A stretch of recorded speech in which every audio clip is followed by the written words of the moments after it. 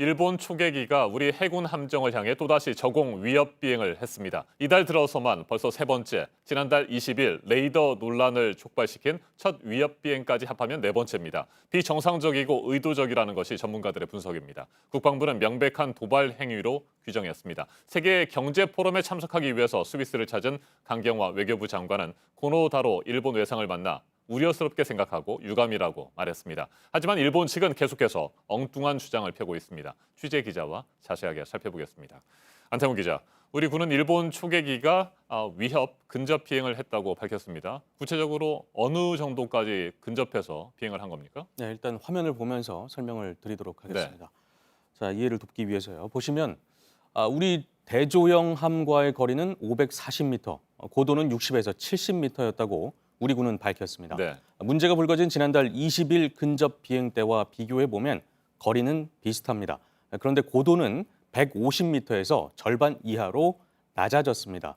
오른쪽의 화면을 보시면 가운데 빨간 실선이 보이는데 네. 이것이 비행 궤적입니다.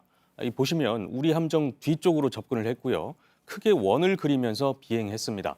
낮은 고도 또한 문제지만 비행 패턴을 봐도 정상적인 비행은 아니다라는 게 전문가들의 분석입니다. 해군에서 오랜 기간 초계기를 조종한 심재옥 예비역 제독의 말을 직접 들어보시겠습니다. 군함의 같은 경우는 특징이 명확하게 드러나 있기 때문에 2, 30마일 전에서도 충분히 식별이 가능합니다. 특히나 지금 가지고 있는 장비를 가지고 10마일 정도만 들어간다고 그러면은 거의 눈으로 보는 것 이상으로 볼 수가 있기 때문에 그렇게 근접할 이유가 없고, 네. 지난달 20일에는 고도 150m가량까지 내려왔다는 건데 어제는 6, 70m까지 내려온 겁니다. 자, 당시 우리 군은 어떻게 대응을 했습니까? 일단 증거를 남기기 위해서 근거를 남기기 위해서 촬영을 했다는 네. 것입니다. 그리고 이 과정에서 20여 차례에 걸쳐서 경고 통신도 했습니다. 우리 쪽으로 접근하고 있으니까 경로를 바꿔라. 더 이상 접근하면 자위권적인 조치를 취하겠다라는 내용이었습니다. 그러나 일본 초계기의 반응은 없었다는 게 우리 군의 설명입니다. 우리가 경고 통신을 보내도 계속해서 함정 주변을 선회했다는 것입니다. 우리 측이 한일 직통망을 통해서 재차 항의하자 우방국이며 식별할 수 있는 항공기에 대해서 자위권적인 조치를 취하는 건 부적절하다.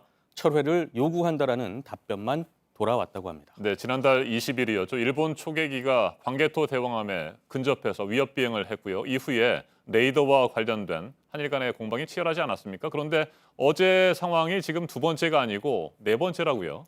네, 그렇습니다. 어제도 있었고 또 지난달 20일은 알려진 바 있고요. 네. 이뿐만 아니라 지난 18일과 22일에도 비슷한 일이 있었습니다.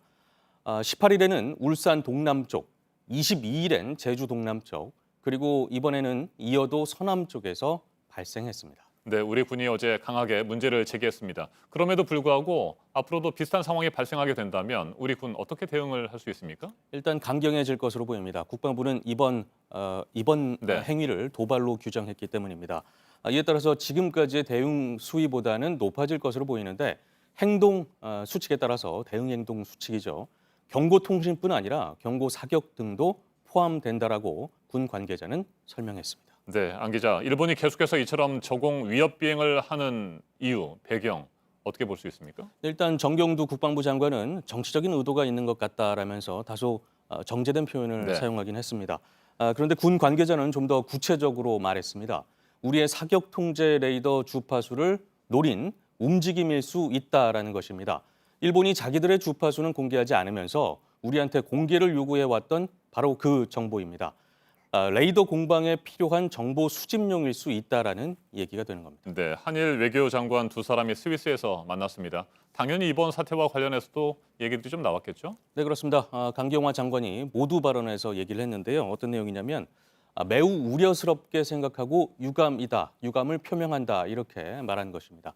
그러면서도 절제되고 사려 깊게 이런 문제를 관리하면서 양국 관계를 지속적으로 발전시켜 나가야 한다는 점에서 외교 당국 간 공감대가 있다라고 생각한다라고 덧붙이기도 했습니다. 알겠습니다. 여기까지 듣죠. 안태훈 기자 수고했습니다.